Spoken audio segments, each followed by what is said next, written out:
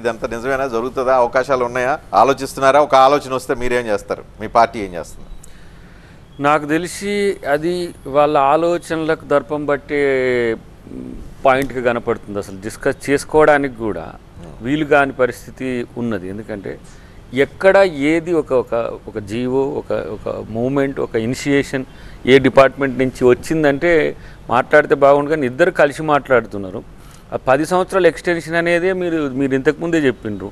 Section 8లో పెట్టిన దాని విధంగా వాళ్ళకి 10 years వరకు ఆంధ్రప్రదేశ్కు ఉన్న హక్కునే వాళ్ళు వదిలేసుకొని తర్వాత కావాలని కోరుతున్నది ఎవరు? కానీ అది పరిపాలన పరంగా వదిలేసి వెళ్ళిపోయారు. కానీ కామన్ క్యాపిటల్ బెనిఫిట్స్ ఏవైతే ఉన్నాయో ఈ 10 సంవత్సరాల నుంచి రకరకాల విద్యారంగంలో కానీ, ఉపాధి అవకాశాలు కానీ, సరే ఈవెన్ లా అండ్ ఆర్డర్లో అంటే వాళ్ళు యూటిలైజ్ చేసుకోలేదు అనుకోండి, వేరే విషయం. పోలీస్ స్టేషన్లో కూడా యూటిలైజ్ చేసుకోవడానికి అవకాశం ఉండి కూడా ఎవరు గతంలో ఉన్న తెలుగుదేశం ప్రభుత్వం, ఇప్పుడు ఉన్న వైసీపీ ప్రభుత్వం ఎప్పుడు పట్టించుకోవాలి. కానీ అలాంటి అనుమానించడానికి ఏమైనా వాతావరణం మీకు కనిపిస్తుంది? నేనేమంటున్నా, హైదరాబాద్ను ఆంధ్రప్రదేశ్ నమ్ముకుంటే ఇంకా నష్టపోతుంది. నా ఒక్కడి ఓటుతో దళార్ల వ్యవస్థ కూలిపోయింది. ఎరువులు, విత్తనాల ఖర్చు తగ్గిపోయింది. 6,000 రూపాయలు నేరుగా బ్యాంక్ ఖాతాలోకి వస్తున్నాయి. ఇప్పుడు నేను వేసే ఓటుతో మార్కెట్ చైన్ మరింత బలపడుతుంది. ఇది మన మోదీ గ్యారెంటీ. మరి నా గ్యారెంటీ? కమలం పువ్వుకు ఓటేద్దాం, బీజేపీని గెలిపిద్దాం. ఇప్పటికే ఇద్దరు పాలకులు ఏం చేసిండ్రు? ఆంధ్రప్రదేశ్లో చర్చ జరగట్లేదు, ఓన్లీ ఇక్కడే జరుగుతుంది. ఇది ఓట్ల బ్యాంక్ రాజకీయం కోసమే. కానీ అట్లా కూడా ఎట్లా వైబుల్ అవుతుంది అది? అందుకనే వాళ్ళకి చిప్పు దొబ్బింది అనేది. అందుకని ఏం మాట్లాడుతున్నారో కనీసం ఇప్పుడు ఆంధ్రప్రదేశ్ కూడా ఎప్పుడైనా డిమాండ్ చేసి నాకు ఇవ్వమనేది కాదు. 3 క్యాపిటల్స్దే రభస జరుగుతున్నది. అన్నిటికంటే క్యాపిటల్ లేకపోవడం ఆంధ్రప్రదేశ్లో ఒక గుబులు ఉన్నది.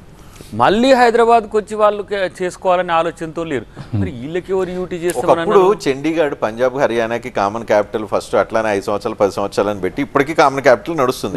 అలా చేస్తారని మీ మీద అనుమానం అందరికీ. నేనేమంటున్నా అంటే ఇప్పటికి జగన్ మీద ఒత్తిడి, క్యాపిటల్ ఏం చేసినావు నాయన అని బాబు గారి మీద కాబట్టి కామన్ క్యాపిటల్ ఎక్స్టెండ్ చేస్తారని. అక్కడ ఏది దాలేదు కాబట్టి హైదరాబాద్ కామన్ క్యాపిటల్ ఉంటే అందరికి సర్వరోగ నివారణ. ఇప్పుడు యూటీ ఇన్ ద సెన్స్ 1 ఏమంటారు, పాసిబిలిటీ 1 ఏంటంటే యూటీ చేస్తే దీన్ని సెకండ్ క్యాపిటల్గా ఇండియాకి చేయడం.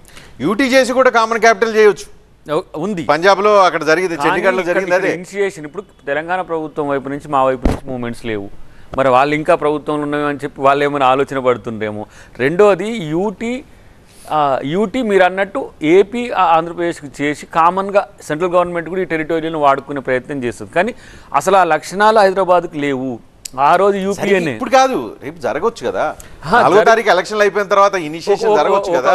ప్రయత్నాలు జరగని గ్యారంటీ ఏంటి? ఒక్క ఆధారం కంచేసి అడ్డం పడగలుగుతారా అనేది ప్రజలు తెలుసుకోవాలి. ఒక ఆధారం చూపిస్తే ప్రభుత్వ పరంగా మేము కేంద్రం మీద మేము కొట్టాడగాం. కానీ అసలు ఇష్యూ లేని దాన్ని పట్టుకొని పాపం వాళ్ళు అసలు నాకు అందుకని కొంత పిటి అనిపిస్తుంది ఇద్దరికి కూడా.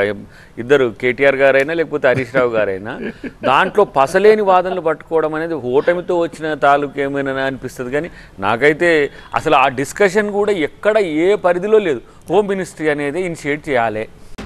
నా ఒక్క ఓటుతో కరోనా సంక్షోభ సమయంలో నాకు స్వనిధి మద్దతు లభించింది. ఇప్పుడు నేను వేసే ఓటుతో ప్రతి సంక్షోభంలో సహాయం లభిస్తుంది. ఇది మన మోదీ గ్యారంటీ. మరి నా గ్యారంటీ? మరోసారి కమలం పువ్వుకు ఓటేద్దాం, బీజేపీని గెలిపిద్దాం. హోమ్ మినిస్టర్ గారు ఎక్కడనైనా సరే నేను ఆంధ్రప్రదేశ్ని ఎక్స్టెండ్ చేస్తానని, లేకపోతే ఒక్కటిసారి బిగ్ బ్యాంగ్ చేసి 13వ తారీఖు కంటే ముందు 12వ తారీఖు 11వ తారీఖు కాంగ్రెస్ పార్టీకి ఒక హిస్టరీ ఉంది, మీకు మర్చిపోతే గుర్తు చేస్తా. రాజశేఖర రెడ్డి 2009 ఎన్నికలు అయిపోయిన తర్వాత తెలంగాణ ఫస్ట్ ఫేజ్ లో తెలంగాణ ఎన్నికలు అయిపోయినాయి. సెకండ్ ఫేజ్ లో క్యాంపెయిన్ కి ఆంధ్ర వెళ్ళారు, రాయలసీమ వెళ్ళారు. తెలంగాణకు రావాలంటే వీసా తీసుకోవాలా అని చెప్పి స్టేట్మెంట్ ఇచ్చారు. Only because of that sentiment generate చేయడానికి.